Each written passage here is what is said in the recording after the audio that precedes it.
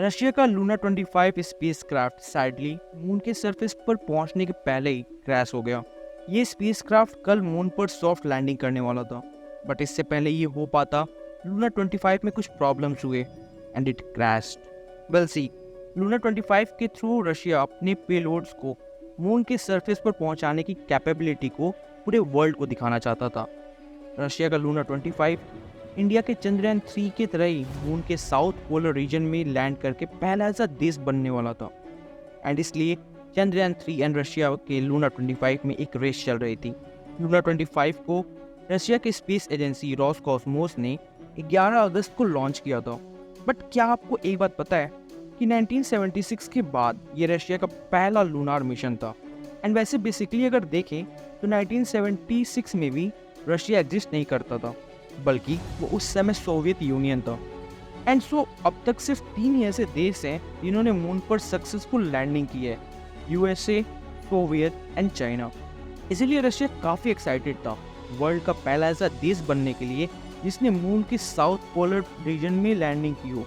But इससे पहले ये सपना पूरा होता, कुछ ऐसे इंसिडेंट्स हुए जो रशिया के फेवर में नहीं थे। तो 11 अगस्त को जब लूना 25 को लॉन्च किया गया था, तब से अब तक सब कुछ ठीक चल रहा था। बट सैटरडे को यानी 19 अगस्त को लूना 25 को लैंडिंग के जस्ट पहले एक ऑर्बिट में अपने आप को प्लेस करना था। बट अचानक रोसकॉस्मोस का उससे कनेक्शन टूट गया।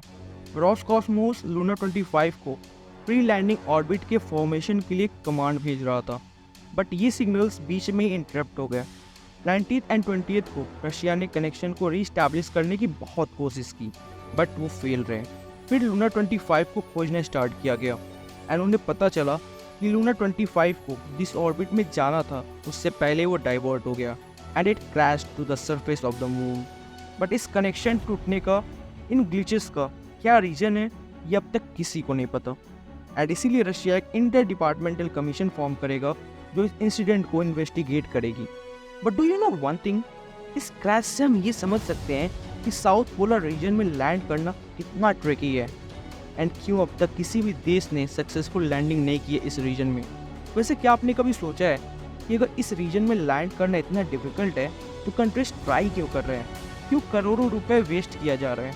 वेल सी, जितने भी रिसर्चेस हुए हैं उनके अकॉर्डिंग साउथ पोलर रीजन पर फ्रोजन वाटर का पूरा एक रिजर्व है एंड साथ ही साथ काफ़ी प्रेशियस एलिमेंट्स भी हैं। एंड इसीलिए सिर्फ रिसर्च पर्पस की वजह से ही नहीं, बल्कि इकोनॉमिकली भी ये काफ़ी इंपॉर्टेंट रीजन है। एंड अब इस रीजन में अपने डिवाइसेस को लैंड करने के लिए ऑर्बिट में सिर्फ इंडिया का चंद्रयान 3 ही है। एंड हमें पता है ये कितना ट्रिकी होने वाला है एंड मुश्किल भी होने वाला है, बट हमें ये भी पता है इसरो कितना कैपेबल है। तो लेट्स प्रे कि चंद्रयान 3 एक सक्सेसफुल सॉफ्ट लैंडिंग कर पाए एंड इसरो एंड इंडिया फिर से दुनिया के लिए एक इतिहास रच पाए।